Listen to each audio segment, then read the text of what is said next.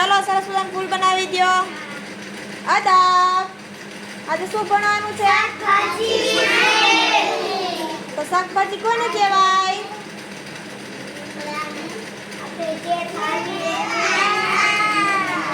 શાકભાજીનું નામ બોલો તો.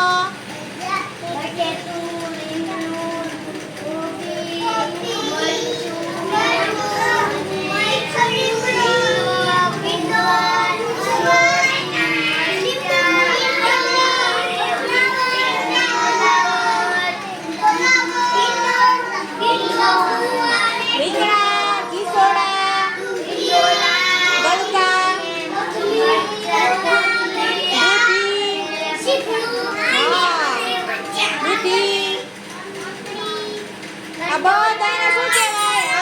કંટોલા, કારેલા, વાલ, વટાણા, વાલોળ. આ બધાને શું કહેવાય?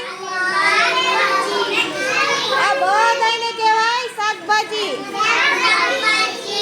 જેમ આપણા નામ હોય ને એમ શાકભાજીના પણ નામ હોય ને. તો બધાને કહેવાય શાકભાજી. કોને કોને શાકભાજી ભાવે છે?